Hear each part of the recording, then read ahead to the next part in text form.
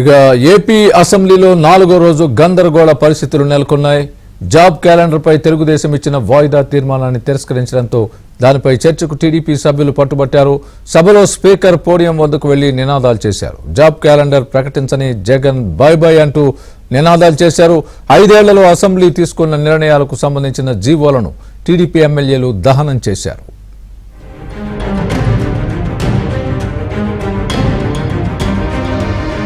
శాసనసభ సమావేశాలు 4వ రోజైన గురువారం ఉదయం కోరం లేక 9:13 ప్రారంభమయ్యాయి. సభ ప్రారంభంలోనే స్పీకర్ తమ్మినేని సీతారాం టీడీపీ సభ్యులు ఇచ్చిన వాయిదా తీర్మానాన్ని తిరస్కరించారు.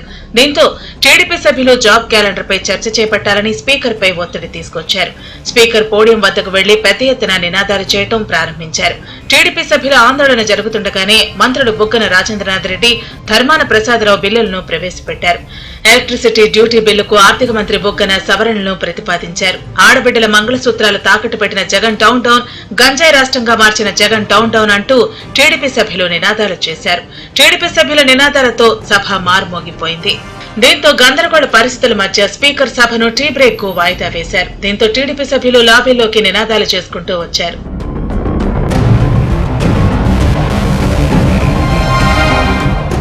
అనంతరం టీడీపీ సభ్యులు ర్యాలీగా శాసనసభ వెలుపలికి వచ్చి నినాదాలు చేశారు. గత 5 సంవత్సరాల కాలంలో శాసనసభ తీసుకున్న 3 రాజధానుల బిల్లు, సిఆర్టీఏ చట్టం రద్దు, పోలవరం రివర్స్ టెండరింగ్ వంటి పలు నిర్ణయాలకు సంబంధించిన జీవోలను దగ్ధం చేసి నిరసన వ్యక్తం చేశారు. రాష్ట్రంలో రాజారెడ్డి రాజ్యాంగం అమలు జరుగుతుందని, తాము అధికారంలోకి వచ్చిన తర్వాత అంబేద్కర్ రాసిన రాజ్యాంగం అమలు చేస్తామని ప్రకటించారు. శాసనసభలో సభ్యులు హాజరు కాలేదని, సభలో సభ్యులు సినిమాకు వెళ్లారని టీడీపీ సభ్యులు ఆరోపించారు. శాసనసభలో ప్రతిపక్షాలు గొంతు నొక్కారని మండిపడ్డారు. తమకు కనీసం అవకాశం కూడా ఇవ్వలేదని వాపోయారు. ప్రజా సమస్యలపై వాయిదా తీర్మానం ఇస్తే కనీసం పట్టించుకోలేదని టీడీపీ ఎమ్మెల్యేలు అచ్చెన్నాయుడు, నిమ్మల రామానాయుడు ఆరోపించారు.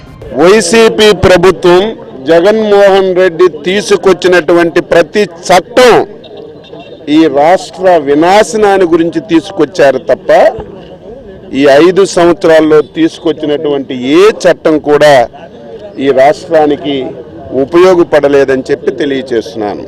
ప్రజలు సమస్యలు శాసనసభలో ప్రతిపక్షం లేవనెత్తితే తప్పులుంటే సరిచేసుకొని ప్రభుత్వం ముందుకెళ్లడానికి ఈ వ్యవస్థ పనిచేస్తుంది. కానీ 5 సంవత్సరాలు శాసనసభలో ప్రతిపక్షం యొక్క గొంతుని నలిమి పడేసేసినటువంటి ప్రభుత్వం జగన్మోహన్ రెడ్డి ప్రభుత్వం అని చెప్పి ఈ సందర్భంగా తెలియజేస్తున్నాను. అనంతరం టీడీపీ సభ్యులు సమావేశాలకు వెళ్లకుండా పార్టీ కేంద్ర కార్యాలయానికి వెళ్లిపోయారు. టీ బ్రేక్ తర్వాత మధ్యాహ్నం సభ మళ్లీ పునః ప్రారంభమైంది. ద్రవ్య వినిమయ బిల్లును ప్రవేశపెట్టి ఆమోదించారు. ఓట్ ఆన్ అకౌంట్ బడ్జెట్ కు కూడా ఆమోదం తెలిపారు.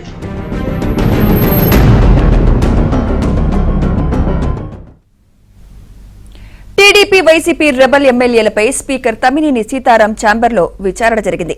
ఈ విచారణకు YCP rebel MLA Anam Ramanarayana Reddy మినహా మరెవరూ హాజరు కాలేదు. మిగతా 3 వైసీపీ రెబల్ ఎమ్మెల్యేలు తాము విచారణకు హాజరు కావడం లేదని సమాచారం ఇచ్చారు. ఇక టీడీపీ రెబల్ ఎమ్మెల్యేలను కూడా వ్యక్తిగతంగా విచారణకు హాజరు కావాలని కోరగా ఆ 4 కూడా విచారణకు హాజరు కాలేదు. అయితే వారిపై ఫిర్యాదు చేసిన టీడీపీ విప్ బాల వీరాంజనేయ స్వామి ఆధారాలను స్పీకర్కు సమర్పించారు.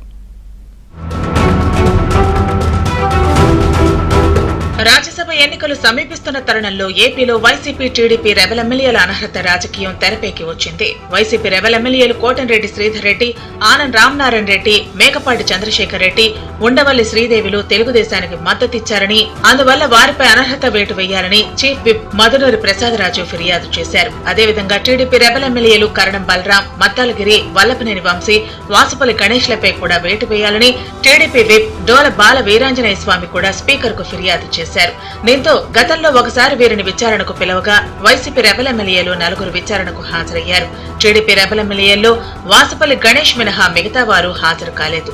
ఈ నేపథ్యంలోనే స్పీకర్ వద్ద వైసీపీ రెబల్ ఎమ్మెల్యేలు తమకు సమయం కావాలని మరోసారి కోరారు. దీంతో టీడీపీ వైసీపీ రెబల్ ఎమ్మెల్యేలను వ్యక్తిగతంగా విచారణకు హాజరు కావాలని స్పీకర్ ఆదేశించారు.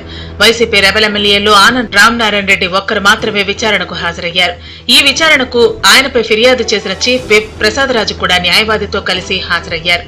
అయితే తనపై చర్యలు తీసుకునేందుకు సరైన ఆధారాలు లేవని ప్రసాదరాజు ఇచ్చిన పత్రికల క్లిప్పింగులను యాజమాన్యాలు ఆథరైజ్ చేయాలని వాదించినట్లు ఆనంద్ రామనారాయణ రెడ్డి తెలిపారు. అంతేకాకుండా చట్టసభల గౌరవాన్ని కాపాడే విధంగా నిర్ణయం తీసుకోవాలని స్పీకర్ను కోరినట్లు చెప్పారు. ప్రత్యేకంగా ఎవరైతే కంప్లైనెంట్ ఉన్నాడో ఆయన ప్రభుత్వ చీఫ్ విప్ గారు వారు ప్రసాదరాజు గారు కూడా రావడం జరిగింది. డాక్యుమెంట్స్కి ఎవరు దీనికి అథెంటికేట్ ఆథరైజ్ చేశారు, మేనేజ్మెంట్లు ఏమైనా కన్ఫర్మ్ చేసినాయి అని అడిగాము. దానికి సంబంధించి ప్రసాదరాజు గారు ఏం చేశారంటే దాని ఒరిజినల్ పేపర్ కటింగ్స్ స్లిప్స్ అవి మాత్రం ఫైల్ తీసుకొచ్చారు. మేము ఒరిజినల్స్ కూడా కావాలని అడిగాం. అప్పుడు ఈ ఒరిజినల్స్ మీరు అడిగారు కాబట్టి ఒరిజినల్స్ తెచ్చామని అన్న. మరి ఈ ఒరిజినల్స్ని ఎవరు అటెస్ట్ చేశారు అని అడిగాం.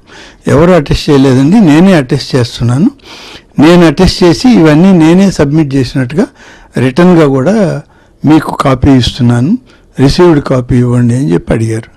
సరే, ఇవన్నీ బాగానే ఉన్నాయి, మీరు కాదు కదా దాన్ని ఆథరైజ్ చేయాల్సింది, రుజువులు సాక్ష్యాల కింద తీసుకోవడానికి లేదనేది ఇవాళ సుప్రీంకోర్టులో ఉన్నటువంటి ఆర్డర్లలో కూడా ఉంది. కాబట్టి ఇవి ఎవిడెన్సెస్ కింద తీసుకోవడానికి వీలు కాదు.